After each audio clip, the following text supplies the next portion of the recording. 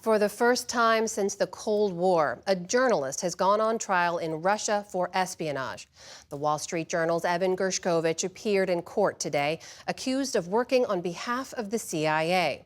Nick Schifrin is here now with that story. Nick? Amna, the White House calls the trial a, quote, sham, and the charges against Gershkovich fiction. The U.S. classifies him as wrongfully detained, but he will now be tried on charges with a maximum sentence of 20 years in prison. In a Russian court 900 miles from Moscow, padlocked into a glass box, Evan Gershkovich managed today to flash a smile. And yet the 32-year-old American journalist is a prisoner of Putin's penal system, where conviction rates are 99%. Today's hearing lasted 2 hours and brought Gershkovich back to Yekaterinburg, where last March police arrested him on a reporting trip. He is the first American reporter accused of espionage in nearly 30 years. The investigation has established and documented that the American journalist, on orders of the CIA, collected secret information about the activities of a defense enterprise. The U.S. and Wall Street Journal deny that, and today the Journal called the trial, quote, shameful and illegitimate. Evan is a journalist who is accredited by the Russian government, and journalism is not a crime. But the U.S. believes Gershkovich's trial and anticipated conviction could help facilitate a prisoner swap, a possibility that Putin confirmed earlier this month to international journalists. Such issues are not decided via mass media.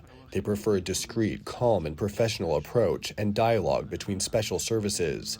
And they certainly should be decided only on the basis of reciprocity. Americans believe that means 2 for 2 or 1 for 1, as it went in 2022. WNBA star Brittany Griner in exchange for a notorious Russian arms dealer, Viktor Bout. Several Americans remain in Russian custody. Paul Whelan, also convicted of espionage and also labeled wrongfully detained. Active duty Staff Sergeant Gordon Black, convicted of theft and threatening his Russian girlfriend.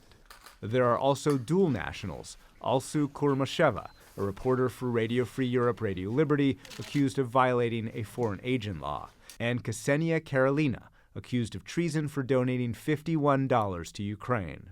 Today, the U.S. State Department said they're working privately to bring Gershkovich and others home. We will continue our efforts. Those have been happening before Evan's trial. They will continue during the trial, and should he be convicted, which of course he will be, it's not a free trial, they will continue after the trial, but we want to see him returned home immediately.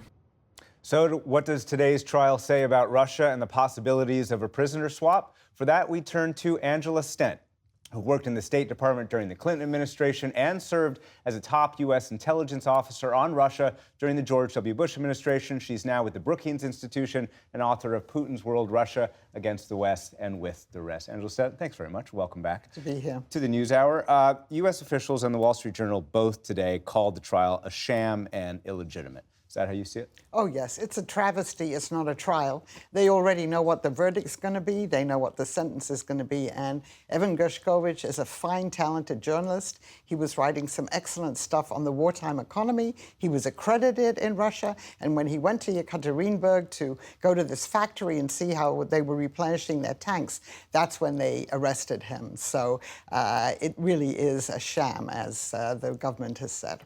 The White House also called him a bargaining chip. Are a trial and the expected conviction the requirements almost to begin the process of possibly having a prisoner swap that would release him? They definitely are. And Putin has said as much. His spokesman, Dmitry Peskov, has said that. So we don't know how long the trial will take. The next hearing isn't until August the 13th. Since everything is completely secret, we won't know anything about the proceedings. And once it's over and once they announce that he's been sentenced, presumably to 20 years, then I think they will talk more seriously about exchanging him. I mean, this really is completely a political arrest, and it's a hostage negotiation. The trial is opaque, as you point out, but also the hostage negotiations are opaque.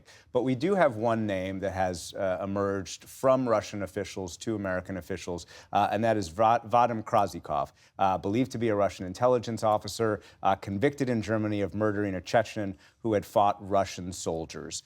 We don't know for sure, but is there a either one-for-one deal or a two-for-two deal that would include Paul Whelan somewhere out there on the table. So Putin, a few months ago, gave us a hint that that was on the cards.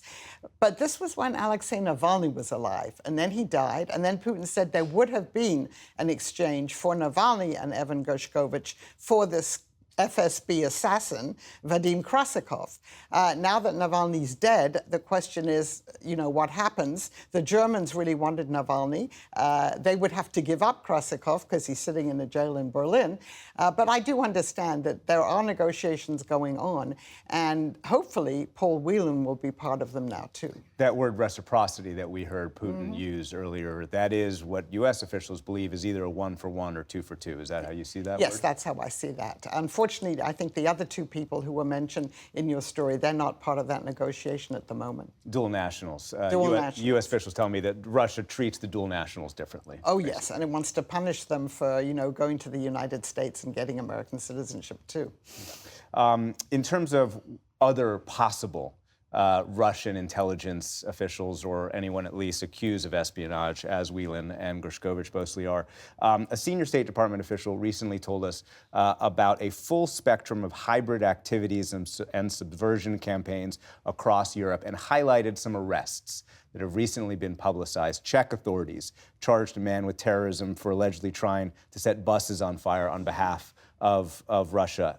The UK recently expelled a military attaché after an arson attack. German officials are talking about another possible arson attack by Russians. Are these the kinds of people that the U.S. and European allies would be looking to detain in order to possibly have a trade for people like Gershkovich? Well, first of all, the U.S. and the Europeans don't detain people just to exchange them, right? I mean, these people carried out these acts. It's possible. It gets very complicated when other countries are involved. With Brittany Griner, we were just talking about someone, Victor Bout, who was in the U.S. It doesn't mean it couldn't happen, but that would make it much more complicated. And then how would you choose which one to exchange? As far as we know, there's no one in the U.S., Russian, in jail that's of high enough value that the Russians would be willing to trade Evan Gershkovich for him. What did these activities in Europe say about what Putin and Russia are doing in Europe? Putin thinks that he's at war with the West. He's determined to win this war with Ukraine. And they're really upping all of these sabotage activities. We know that there's election interference going on in Europe, in the United States as we speak.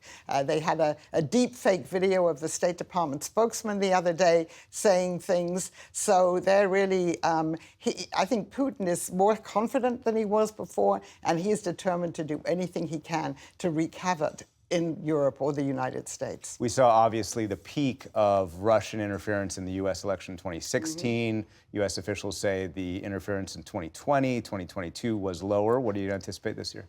I think it will probably be lower than it was in 2016, but I think it's still going on. I mean, the use of social media and things like that is, as we speak, is going on, and then supporting different groups against each other. What the Russians want is chaos in the United States and Europe, and that's what they're promoting. Very briefly, Angela Snett, while I have you, Putin has done something that we haven't seen him do in the past, and that is appoint a number of relatives to high jobs in the Russian government. Why? So this is, I think, part of an elaborate succession plan. I'm not saying that Putin's going to step aside anytime soon, but his first cousin once removed, she was just made deputy defense minister. The sons of various close colleagues of Putin have been promoted to high positions in the Kremlin, in the government. So they're setting the stage for the next generation to take over at some point, but people who share their views and want to continue the system. And it's also a way, I think, for Putin to ensure that nothing will happen to his family when he's not in the Kremlin anymore. Something, of course, that he guaranteed to Yeltsin when he took power. Of course he did, yeah. Angela Sten, always a pleasure. Thanks very much.